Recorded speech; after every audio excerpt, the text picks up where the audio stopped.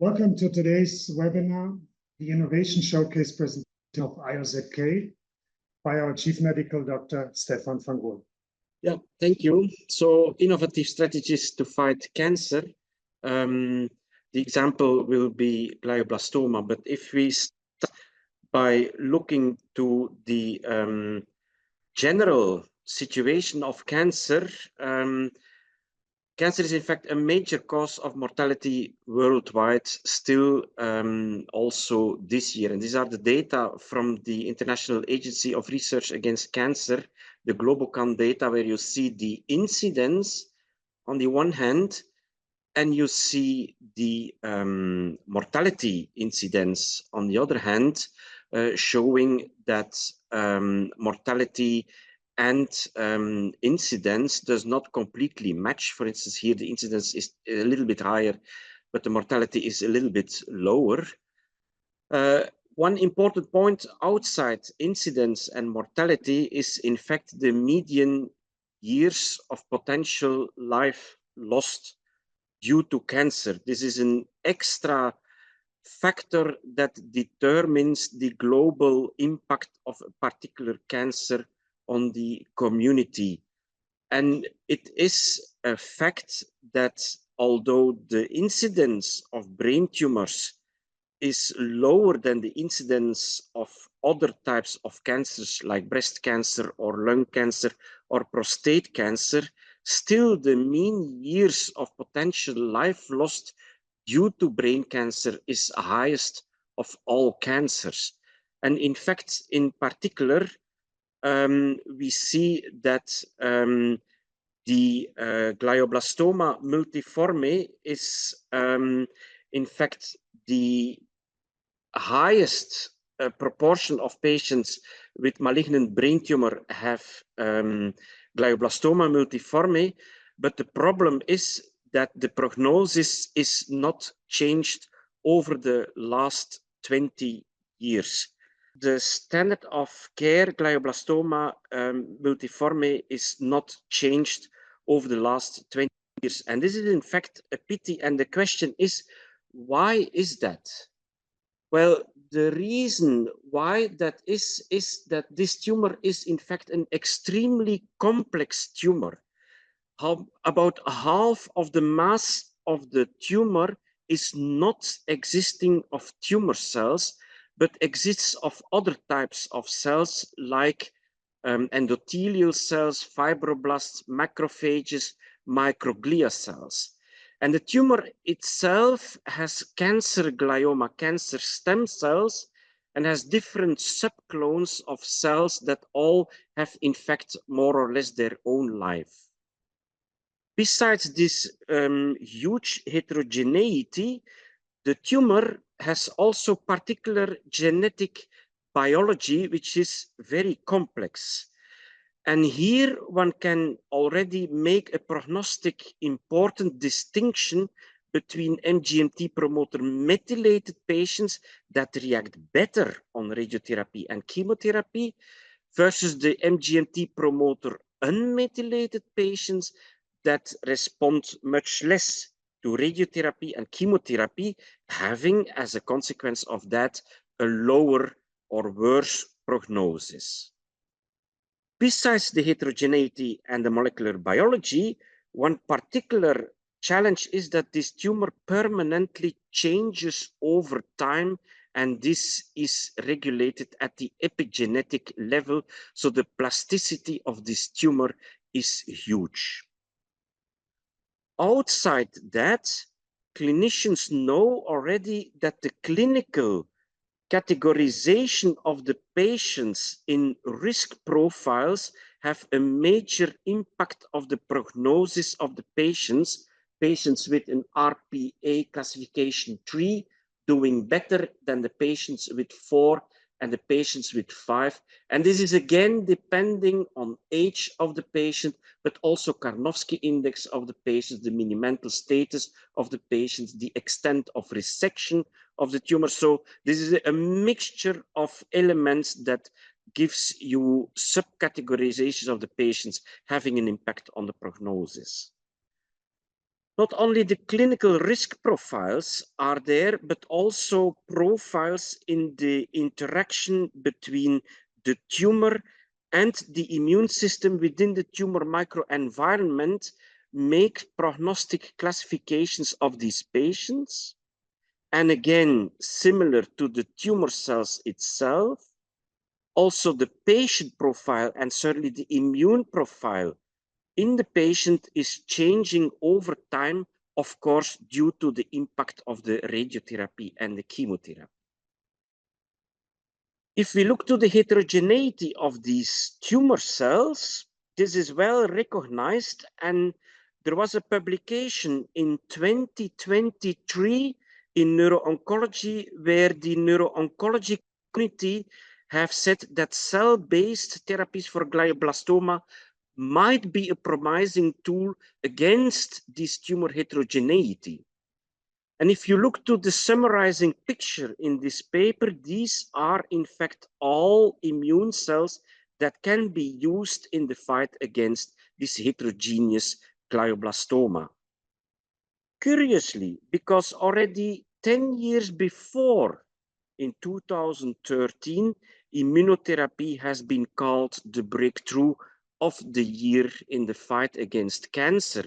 And within Europe, the first patient treated with dendritic cell vaccines was already reported in a publication in 2004. So it took a while before the general community accepts that cell-based therapies might be a promising tool against glioblastoma.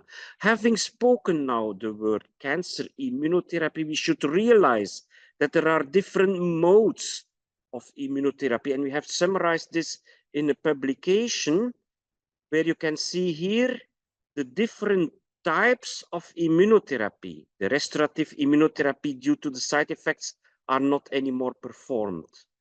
But other types of immunotherapy can be called personalized immunotherapies because they take, in fact, into account particularities at the site of the tumor cell. Here, the target should be there. Also here, the target on the tumor cell should be there. On the other hand, other immunotherapies are individualized. That means one should not only take into account the particularities at the site of the tumor, but also the particularities at the site of the patient. The patient has his own immune identity. That's why we call these immunotherapies individualized immunotherapies. And of course, if you combine these different modes of immunotherapies, then you come to the term individualized multimodal immunotherapy. The complexity of a glioblastoma is not only at the site of the tumor cell. The complexity of the glioblastoma is also at the site of the tumor microenvironment. And in cancer science, hallmarks of cancer has been developed and discovered over the time. Here, a first series of hallmarks, a second series, and a third series. And these hallmarks of cancer play also a role in the formation of glioblastoma multiforme, as you can see here in this cartoon. And 5 of these hallmarks are very particularly playing a role in the glioblastoma biology. It is indeed not only a cancer stem cell, tumor cells, and vessels, but the tumor microenvironment, the stroma, all the other cells, they all play a role in the development and the sustainment of the biology of the glioblastoma, as you can see here in this cartoon.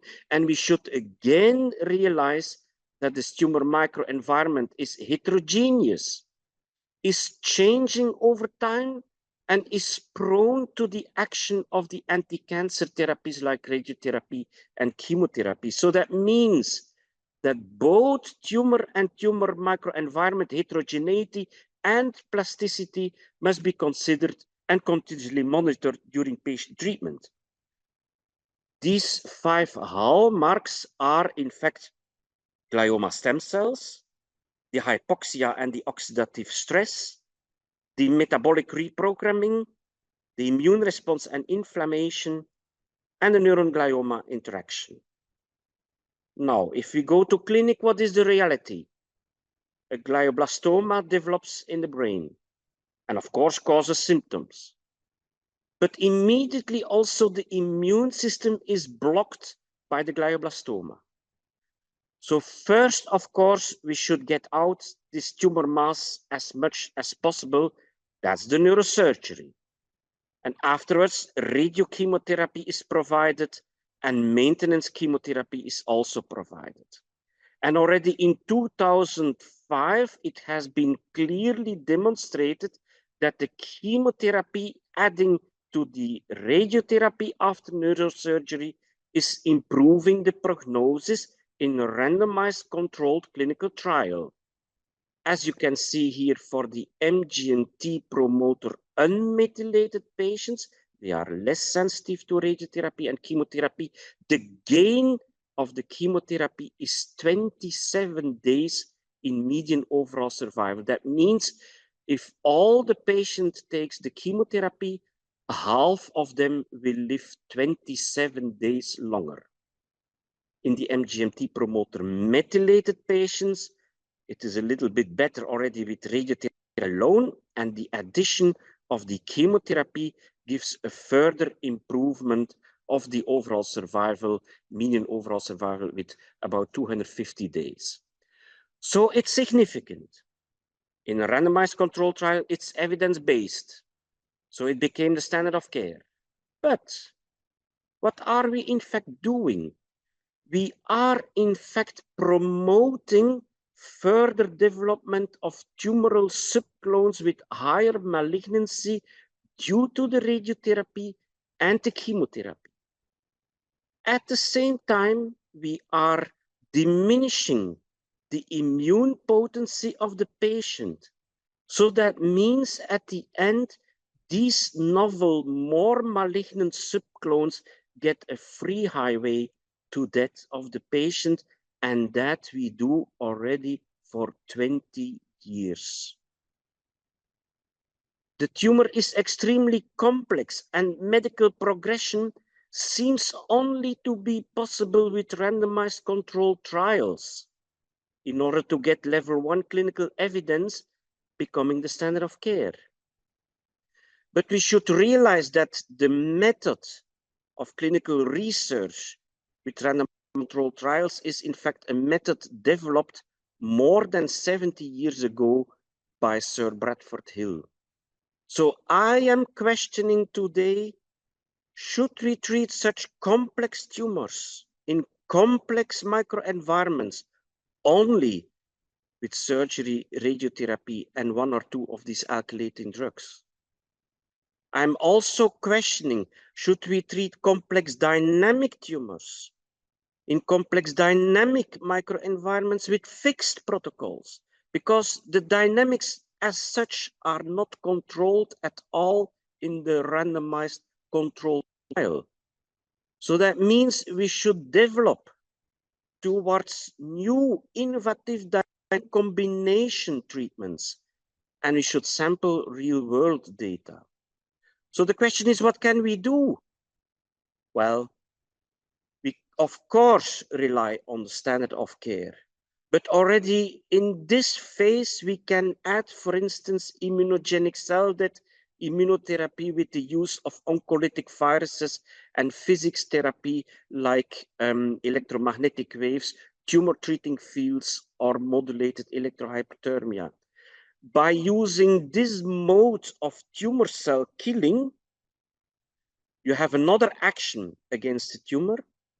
You can also target the glioma cancer stem cells, and already you start changing the tumor microenvironment, because to block the free highway to that, you should start then after the standard of care with the immunization, using active specific immunotherapy, actively stimulating the immune system with actualized tumor antigens.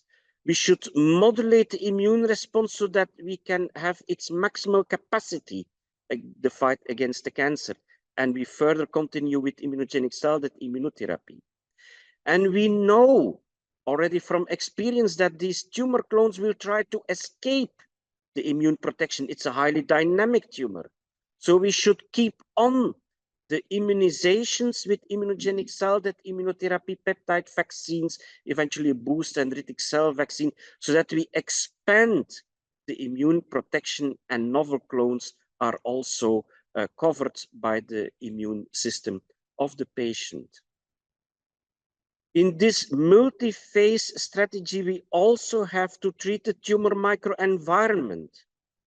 We have to tackle the neuron glioma axis, the hypoxia and oxidative stress, the metabolic treatment, the inflammation of the patient, and the glioma cancer stem cells. That should all be done during the whole course of the treatment of the patient in the multiple phases. Going a little bit more into detail, immunogenic cell-death immunotherapy. Scientists have gathered together to make an idea what immunogenic cell-death immunotherapy might mean, and we were also participating in this research. It is indeed possible that you kill cancer cells in such a way that the immune system becomes alarmed. And dendritic cells will pick up these antigens and will start doing the normal job. The dendritic cell becomes a mature dendritic cell. The dendritic cell presents the antigens to the immune cells, and the immune cells go to fight against the cancer. This is a general principle that is now recognized in oncologic treatments, and you can change your radiotherapy strategy to get immunogenic cell death as a result. You can use particular chemotherapies and induce immunogenic cell death. The electromagnetic waves by tumor treating fields is in fact an immunogenic cell death mechanism. Also, modulated electrohyperthermia has been shown in clinical reality that it induces immunogenic cell death. And also oncolytic viruses can induce immunogenic cell death. If we then go to the vaccine strategy with dendritic cells, you can take blood of the patient and you can change in the laboratory this blood, white blood cells, monocytes, differentiate them into immature dendritic cells. These immature dendritic cells can be loaded with lysate tumor proteins of the tumor. Or you can induce immunogenic cell death of the cancer with the modulated electrohyperthermia or tumor treating fields, with oncolytic viruses. And these antigenic extracellular microvesicles, apoptotic bodies, also called large oncosomes, can be yielded out of the blood to load the immature dendritic cells. And then, of course, you have to mature your dendritic cell with danger signals, in our case, Newcastle virus and unilide cytokine cocktail. And then these mature dendritic cells come into the syringe, will be injected intradermally, and the dendritic cell will move. They will do their normal job. They will move to the lymph nodes. They will stimulate the immune cells. The immune cells will fight against the cancer, and eventually modulation with checkpoint inhibitors can facilitate this anti-cancer work of the activated anti-cancer immune cells. Immunogenic cell death immunotherapy, dendritic cell vaccines. I've said we should also treat the tumor microenvironment. And there are a lot of drugs that can be used to target these 5 important hallmarks of cancer in glioblastoma. I will, of course, not go into detail, but as you can see, this is a large list that can be used in the fight against the cancer. Now, to bring that into reality, we have a scheme that we can propose in this way.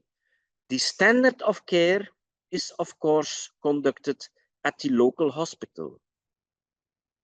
Because of the special techniques and regulations connected to that, the ICD part and the dendritic cell part should be given in specialized centers that have the authorization to give such types of treatments. So the patient has to come over for this particular treatments and can go back home for the standard of care and come back to us. And then MRI is happening, then the patient also goes further with standard of care together with our therapy.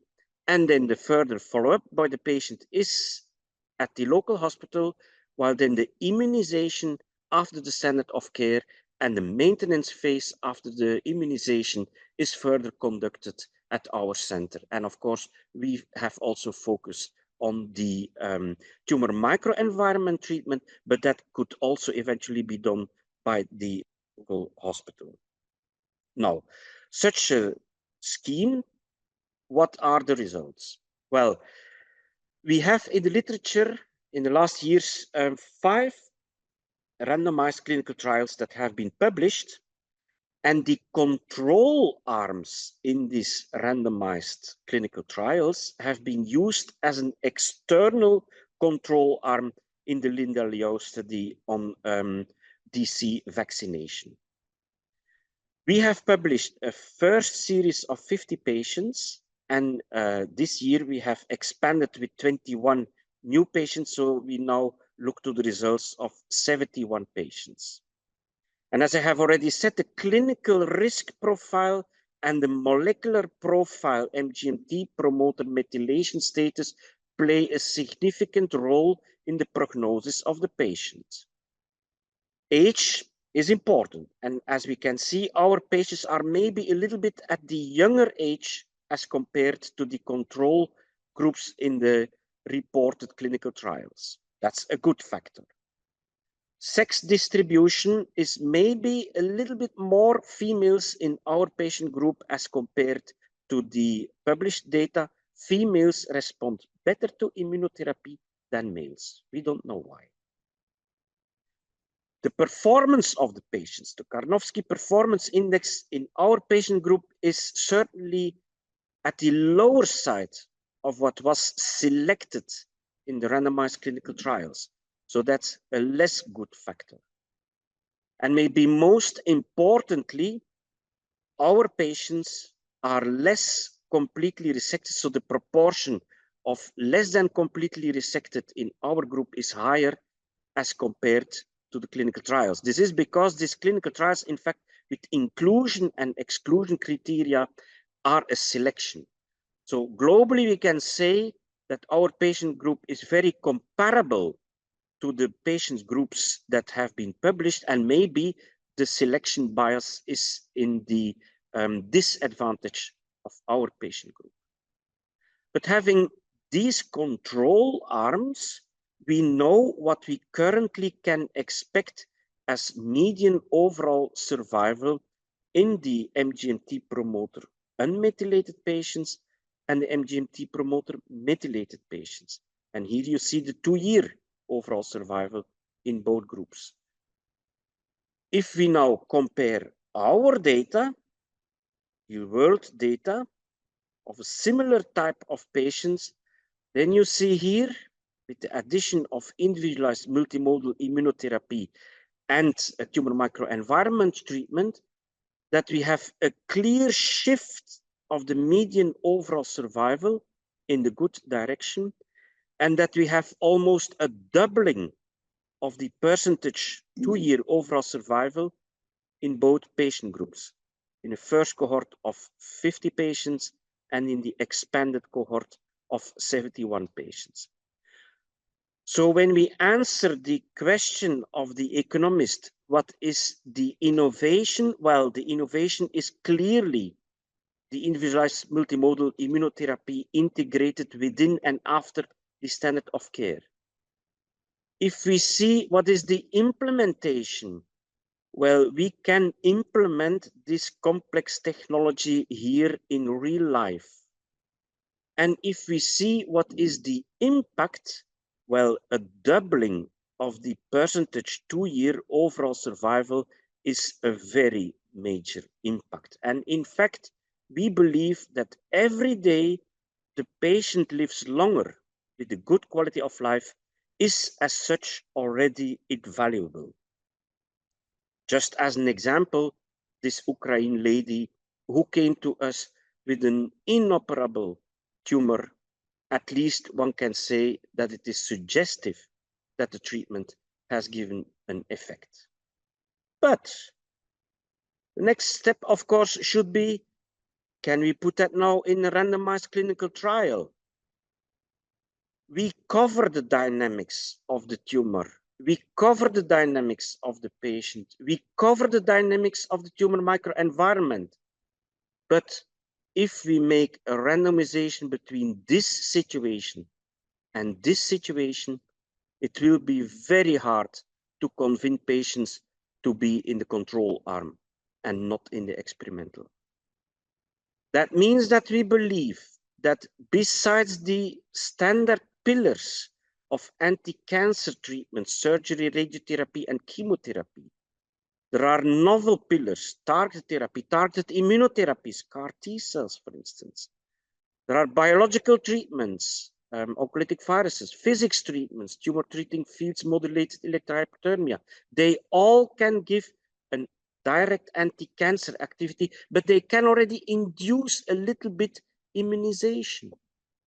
The work is not done with this first phase. Afterwards, you need a real immunization with active specific immunotherapies and a modulation of the immune response. And curiously, for these treatment layers, 2 Nobel Prizes have been given. And then the work is not done because of the dynamics of the tumor and the tumor microenvironment. You have to maintain and expand this immune protection over time. So the keywords are work in multiple phases, use in each phase combined treatments, and use within each combination already individualized multimodal immunotherapy. Do not forget to use repurposed drugs because they act against cancer hallmarks. And we believe that real-world data have an own scientific and clinical value outside or besides randomized controlled trials. And that is the message that we want to give to the community. Thank you, Stefan, for your impressive talk. Maybe I can say from past experience that the World Cancer Series that in the discussions about clinical trials and patient care, actually we at IOZK, we put the patient first, and in a clinical trial, it's never about the patient. It's always about something else, therapy or product. But we would like to open up the floor for your questions now. Hello, thank you for the presentation. I have a general question. I've read that the glioblastoma often occurs in children as well.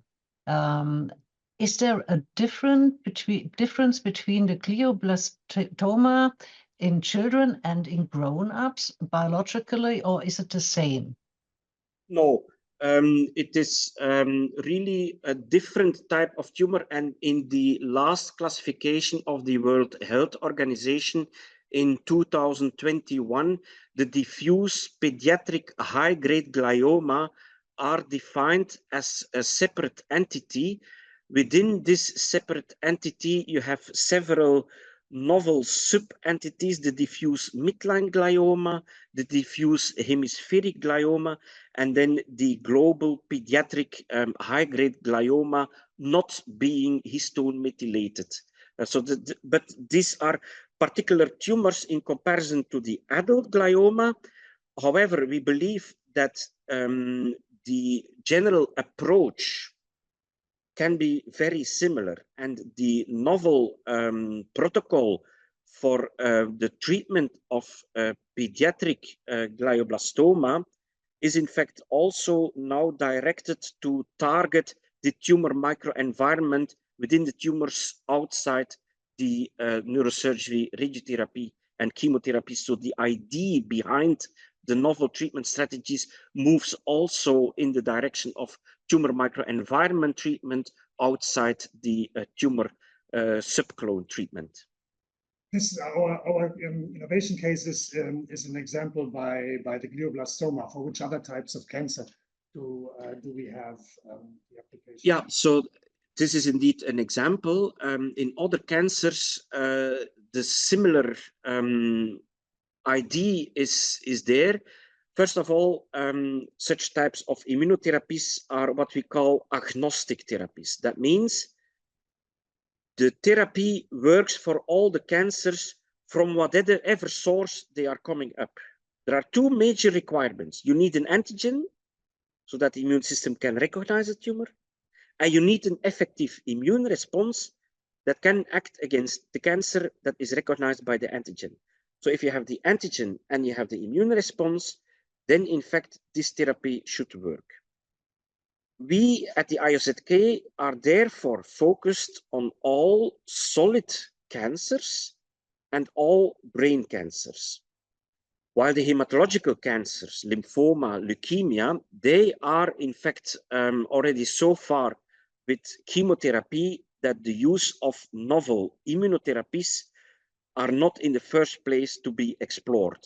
In the solid cancers, breast cancer, digestive cancers, pancreatic cancer, colon cancer, prostate cancer, kidney cancer, ovarian cancer, cervix cancer. These are all lung cancers. These are all cancers where we have not yet good solutions with the standard of care.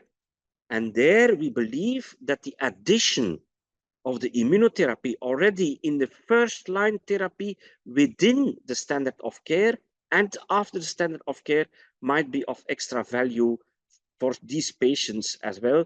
We just have this here most exemplified in the glioblastoma because most of these patients come already at the first line therapy because the prognosis is so bad that people know that something more has to be done outside the standard of care.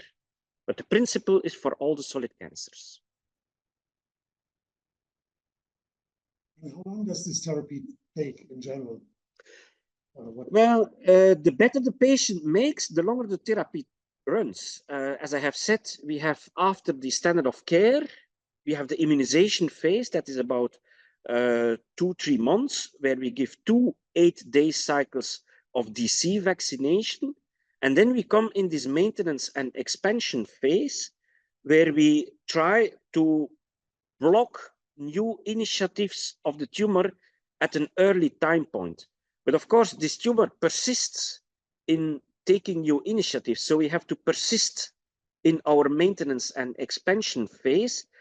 And the longer the patient does it in a good way, the longer we have to persist in the therapy.